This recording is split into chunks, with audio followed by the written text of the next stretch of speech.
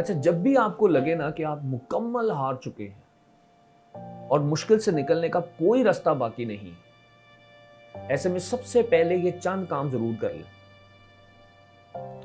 کوشش کریں کہ سب سے پہلے ایسے مشکل وقت میں اپنے دماغ کو کنٹرول میں رکھیں، کیونکہ یاد رکھیں اگر دماغ آپ کا ساتھ چھوڑ گیا نا تو پھر آپ اس مشکل سے باہر نہیں نکل سکیں گے۔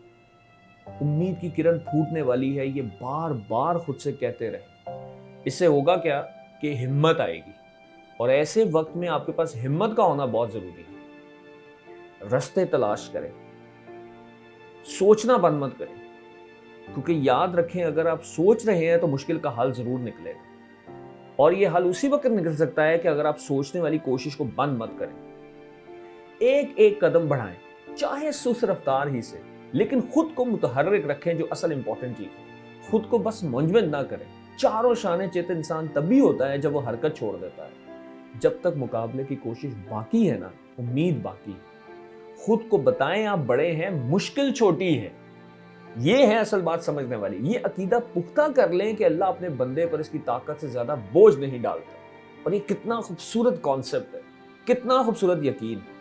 آپ میں ابھی مشکل پہ قابو پانے کی طاقت موجود ہے۔ اپنی ہمت کو اکٹھا کریں اور پھر سے کوشش کر لیں، اور یاد رکھیں ہر مشکل کے بعد آسانی ہے۔ یہ میرے اللہ کا فرمان ہے، اور مایوسی کفر ہے۔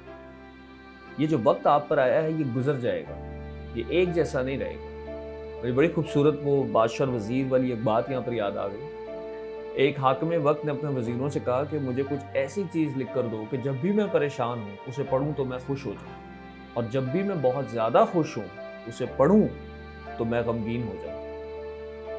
تو بڑا وزیروں نے سوچا کہ اس پہ کیا چیز لکھیں اور کیا کریں، تو ایک وزیر نے ایک انگوٹھی دی بادشاہ کو، اس کے اوپر لکھا تھا یہ وقت بھی گزر جائے گا۔